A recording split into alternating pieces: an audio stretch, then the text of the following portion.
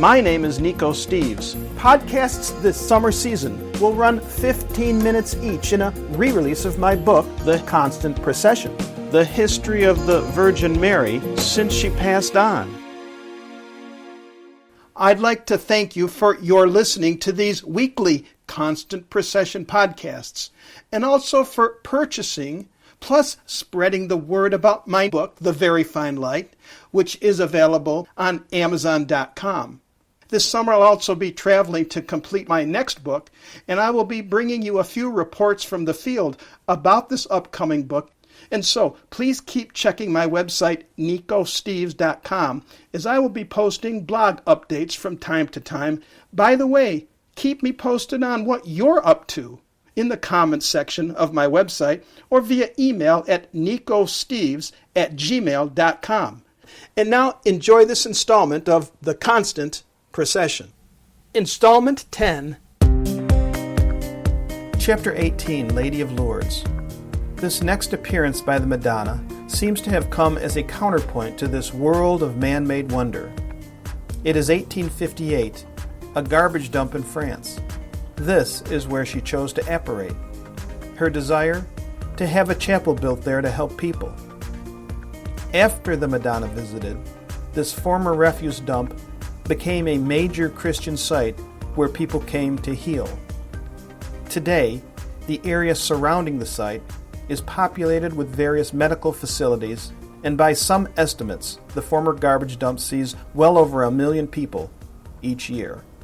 The reality of the events which took place here in the modest backwater village is attested to every day, every time someone comes to the site. Tucked under the foundation of the huge basilica sits the modest grotto where she came, and yes, today the spot is host to an endless stream of visitors. Here too, as at Guadalupe, you will find a continual glow of candles with prayers for intercessions from the people to the Madonna, hour after hour, day after day, as people come for guidance, help, or to give thanks. To those of little or no faith, it is a puzzle, yet it happens, though perhaps difficult for the logical mind to comprehend. Nevertheless, it is clear that many people believe this is a special place to come for spiritual strength through prayers to the Madonna, prayers seeking her to intercede. They believe that here they can take comfort in their faith, in the belief that the Madonna relays their prayers to God, the Son of Man. To quote Michael H. Brown, she tried to give an increasingly rationalistic world a taste of the right kind of supernatural. And from Franz Werfel's book, The Song of Bernadette. Bernadette Soubirous at the time is 14 years old. Her family is very poor, living in the abandoned village jailhouse. Her father, once a proud owner of a sawmill, had been down on his luck for a very long time. Bernadette is an asthmatic and not considered very intelligent by her teachers. Bernadette struggled with her religious studies, and though older than her sister, she played with her sister and her sister's friends. Sent on a task to gather firewood with her younger sister Maria and friend Jean, she falls behind their pace, which is no surprise because, as everyone knew, Bernadette seemed to be slow and dim-witted. Marie and Jean rush ahead, crossing a stream, as Bernadette stops and begins to remove her socks and wooden sandals before crossing. She is in a grotto, a small garbage dump, when she first encounters a lady. In her first encounter, Bernadette notices a wild rose bush at the edge of the cavern. It is shaking, although there is no wind. Words were not spoken as Bernadette gazes into the small grotto, where this woman of indefinable beauty is. She is perched at the edge of the rock outcrop, barefoot, not standing on the stones, but just above them. When her sister and friend return, they find Bernadette in a rigid kneeling position. She is immobilized, gazing upward, and does not respond to their exhortations to get her attention. Frightened that she has fallen ill, the friend throws stones across the water at her, finally getting her attention. Jean shouts, "Have you gone crazy? Praying here where the hogs root?" Bernadette becomes herself again. "That is none of your business. That's my own." "Goodness, how you scared me, Bernadette," Marie, her sister, complains. "I began to think your asthma had killed you." As she stands there, the nausea of astonishment at the strangeness of the world now yields to an intrepid feeling of a convalescent who has the sensation of being newborn. She picks up her wooden shoes and wades through the icy water of a February day, stopping midstream where the water reaches her knees. "What cheats you two are! This brook is as warm as dishwater." Angrily, Marie shakes her head. "Jean is right. There must be bats in your belfry. My legs are still stinging from the dishwater." Bernadette suddenly asks, "Didn't you see anything?" Marie regards her sister sidewise. She seems changed, so firm of purpose, so much older than half an hour ago. Jean asks, "Why? Was there anyone with you in the grotto?" Bernadette curtly ends the conversation. No, nothing at all." But before this day ends, she recognized something had happened to her. Her life from that moment on changed, never to be the same. At first her miraculous visions were scoffed at, but in 1858 a holy spring appeared at the grotto, where Bernadette had seen the Virgin Mary. Soon pilgrims, the dying, the cripples, the spiritually tormented, and the faithful began streaming to Lourdes to bathe in the waters, praying for and often receiving miraculous recovery. In 1865, French leadership is now under Napoleon III. He has championed the local government's efforts to hold back the deluge of humanity coming to the grotto. These pilgrims have tormented the intellectual fervor of France's modern men with their tales of an apparition. Also a consideration for Napoleon III is the delicate balance of power he has struggled to maintain in his rule over France. Besides, he had grand ambitions to expand his territory and reign. But Napoleon III has a young son who is a delicate child. Frequent reoccurrences of fever keep everyone on edge with the boy. Does the youth have scarlet fever, or is it just a croup? His wife, Empress Eugenie, fawns over the 2-year-old boy, and he is under the royal doctor's constant attention. They are at their wits' ends as to what can be done for the child. A nursemaid tells Eugenie of the miracles occurring at Lourdes.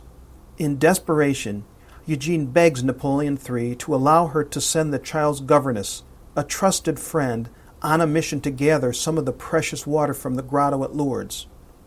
But Napoleon III is in a precarious position, as the government, with his consent, had decided to close off the grotto in Lourdes. As one of the French government's local bureaucrats said, quote, "We servants of the government of this town have been for many months engaged in a struggle against one of the maddest oddities of the century. We are carrying on the struggle at the behest of the imperial government and with full knowledge and consent of Napoleon III, all because of the hallucinations of a feeble-minded female and rumors of alleged cures. They forge a weapon against the regime and Napoleon III. But how can Napoleon III turn a blind eye on his son and pacify his fretful wife? He defers to his trusted doctor, who perhaps indulges the request, and says there would be no harm in the boy drinking the water. So Madame Brau, wife of the former Minister of the Navy, Admiral Brau, goes on to Lourdes to collect the water. Once she has succeeded in her mission to obtain the water, she gets arrested and finds herself before the local magistrate. Madame Brau is ordered to pay a 5-franc fine, which she does, and to return the bottle of spring water, which she refuses to do.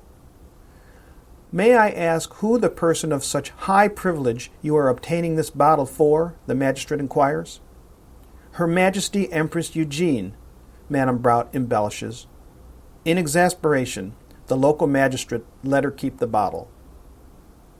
After he drinks this water from the grotto in Lourdes, the young son of Napoleon III is cured from the high fever. Though both the doctor and Napoleon III are quick to credit coincidence, Empress Eugenie sees it as a miracle and asks Napoleon III to make a public proclamation and acknowledge the Madonna's curing waters. But as his government's official position has taken a stand against the young girl and closed access to the grotto, Napoleon III rejects the request outright. Amazed at her husband's callousness towards this cure for his son's illness and lack of faith in the Almighty, she determines to shame the head of France over this. But before long he does relent. To the surprise and chagrin of his entire cabinet, ministry, and public servants, Napoleon III sends a telegram to the local officials with a short official note that read, quote, "Access to the grotto west of Lourdes is to be immediately granted to the public," unquote, Napoleon III. This proclamation sets in motion the long road to re-establish Bernadette's credibility. In 1860, her claims of visitations by the Madonna are culminated in an official recognition by the local bishop of her witnessing the appearance of the Madonna in Lourdes, France. The declaration stated that the Virgin Mary did indeed appear to Bernadette Soubirous. The central theme of the Madonna's messages to humanity: turn away from deadly sin or undergo terrible suffering. Chapter 19. Our Lady of the Rosary, Fatima. Wars and tribulations would occur if mankind did not recognize the wrong in the choices so many had been making. During her apparitions, it appears that the Madonna coached her seers in logic-defying ways, directing the seers to tell the people to regain the power of prayer and faith for guidance. With prayer and faith, they could avoid the pain of distrust, violence, and hate. On May 12, 1914, 6 weeks before the start of the very first World War, 22 Ukrainians are at work in the field near their church in the village of Brezhnev, Ukraine. All witnessed an apparition of the Madonna. She told them, "There will be a war. Russia will become a godless country, and Ukraine as a nation will suffer terribly." Just 6 weeks later, the spark that ignited World War I took place with the assassination of the Archduke of the powerful Austro-Hungarian Empire. The shooting took place in the Bosnia-Herzegovina region before it became part of Yugoslavia. This international war would take its toll, costing an estimated 10 million lives. In Rome, during World War I, Pope Benedict XV asked all Christians to unite in a prayer for peace. Quote, "To Mary, Mother of mercy and omnipotent by grace, let loving and devout appeal go up from every corner of the earth." From the book The Final Hour. Like France, the Republic of Portugal had seized church property and exiled hundreds of priests, including the Cardinal Patriarch of Lisbon. Secular organizations began serious campaigns against the local churches. Not since the French Revolution had a European government made such determined efforts to stamp out religious institutions, noted one scholar. 1 year after the Brezhnev, Ukraine apparition, chaos from the spread of the war had increased in Europe. Portugal began preparations to join World War I when the Queen of Peace chose Fatima, a little hamlet in Portugal, to bring her message of love to the divided world. A 7-year-old shepherdess, Lucia dos Santos, sees an angel in the sky as she begins her practice of praying her rosary. "It was in the air above the trees," Lucia recalled. "It looked like a statue made of snow or a person wrapped in a sheet." A year later, the angel appeared again, this time while Lucia and her 2 younger cousins, Francisco and Jacinta Marto, were tossing rocks into the valley. "As it drew closer, we were able to distinguish its features," said Lucia. "It was a young man about 14 or 15 years old, whiter than snow, transparent as crystal when the sun shines through it, and of great beauty. As he drew nearer, we could distinguish his features more and more clearly. We were surprised, absorbed, and struck dumb with amazement. On reaching us, he said, 'Do not be afraid. I am an angel of peace. Pray with me.' So forceful was the presence of God that it almost annihilated us. It seemed to deprive us even of the use of our bodily senses, for a considerable length of time. The angel came twice more. Pray, said the angel. Pray a great deal. The hearts of Jesus and Mary have merciful designs on you. Offer prayers and sacrifices continually to the Most High. Make everything you do a sacrifice. And the prayer? My God, I believe, I adore, I hope, and I love you. I beg pardon of you for those who do not believe, do not adore, do not hope, and do not love you. The angel, as Lucia said, disappeared into the immense distance of the firmament. 8 days later, May 13, 1917, after this appeal, the three little shepherds, Lucia is now 10, Jacinta is 7, and Francisco 9, are at the exact spot where the angel had appeared, but they see a different apparition. One Sunday after church, the three cousins take their sheep to the place known as Corva de Ira. They eat, then pray, as they had not forgotten the angel's urgent request. As it came to be each time before the Madonna would appear, a sudden flash of lightning struck.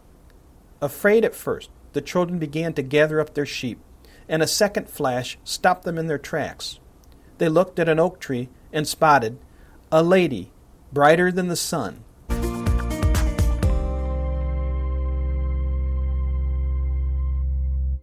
This is Nico Steves. I hope you enjoyed this installment.